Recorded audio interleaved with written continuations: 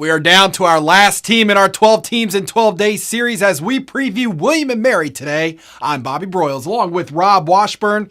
A tough season for the Tribe in 2017, Rob, as they went winless in CAA play and closed the year with 8 straight losses. Yeah, it was a very difficult year for William & Mary program that has been a consistent winner throughout head coach Jimmy Laycock's tremendous career. There were a variety of factors that led to the 2-9 record, including injuries to several key players on both sides of the ball and inexperience at the quarterback spot. However, the Tribe never stopped battling, and the adversity of last season has been a motivating factor as they get set for 2018. William & Mary has many of its top playmakers back on defense, and the offense will have more depth than last year as a large number of young players saw game action. I would expect a better year ahead for the Tribe. William & Mary's biggest struggles last season were on offense, where they really were unable to get any momentum going all season long, but they do have a key weapon returning in Devontae Dedman, who is a game breaker for them. Yeah, a lack of big plays was certainly an issue for William & Mary a year ago, and some of that can be attributed to the loss of their best big play threat, Devontae Dedman, in the season opener. He was the Tribe's top receiver in 2016 and is also an outstanding kick returner. His presence should not only improve the passing attack, but will open up things for a host of other returning receivers like Jack Armstrong, Isaiah Kinder, and Jalen Christian.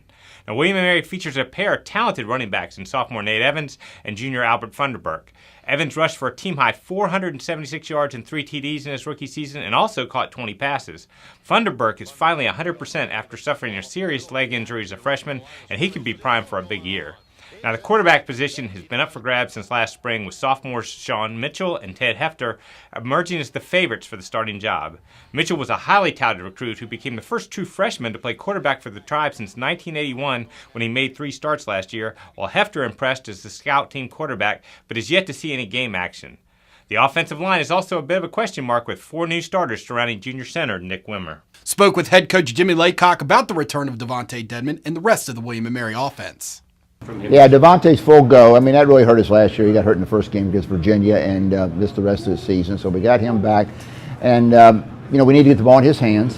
He needs to pick up to where he had been before, and I feel reasonably sure that he does. The thing is, I feel like we've got a good group around him where it's not just going to be him. Jalen Christian's a very good receiver. Jack Armstrong. We've got some other guys in there that'll be in the mix. And then at running back, we got a little bit of depth there. So I feel like we got some people at the skill positions. The challenge is going to be with our offensive line and quarterback.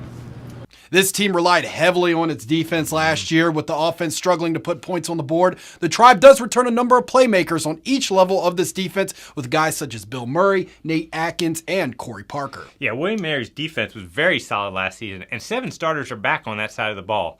Up front, defensive tackle Bill Murray recorded a team-high 6.5 sacks a year ago, and he developed into one of the league's top linemen. Also back is junior defensive end Gavin Johnson, who made 8 tackles for loss, all in CAA play. Now, all 3 starting linebackers returned, headlined by all-conference standout Nate Atkins, who topped the team with 96 tackles. He's joined by Josh Delaney, who recorded a team-best 12 tackles for loss, and Armand Jones, who made 72 stops. The secondary is anchored by junior All-CA safety Corey Parker, who was second on the team with 79 tackles. Junior Isaiah Laster will be the other safety, and senior captain Rayshawn Smith is a returning starter at cornerback. Here is Coach Laycock on his 3 leaders on the defense. Well, I think reflecting back first on last year, I think our defense played well. It played well enough in a lot of games to win. And with those 3 that you mentioned, those are solid players. Besides being that, they're great leaders. They take charge, and they set an example, and they also bring other guys along with them. And they've played in a lot of ball games. They've been in a lot of tough situations. They know what it takes. William & Mary is coming off a winless conference season a year ago. What will be the keys for this team this year as they look to get back on track? Yeah, it's going to take an improved effort in all phases of the game for William & Mary to return to prominence. The defense appears to have all the pieces in place to be a solid unit, with veteran players like Murray, Atkins, and Parker leading the way. The offense definitely has more playmakers, with Dedman returning and Funderburk back at 100%. Coach Laycock has already announced that this will be his 39th and final season on the sidelines at William & Mary. His list of accomplishments is incredible, including 245 victories, 24 winning seasons, 10 playoff appearances, and 5 conference championships. He's always conducted himself in a first-class manner, and his legacy is secure.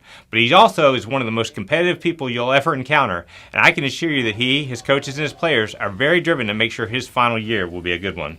William & Mary opens up the 2018 season on the road at Bucknell Saturday, September the 1st at 6 o'clock. Also, CA football fans, we got to chat with a couple of the Tribe's student athletes during our annual media day. Check out their interviews now on our multiple social media platforms and cafootball.com. That is it for our 12 teams in 12 days series, which means we have one more show for you before the start of the college football season. That's right, the first episode of This Week in CA Football returns tomorrow as we will preview all of the contests across the league for week 1. You don't want to miss it, and we'll see you tomorrow.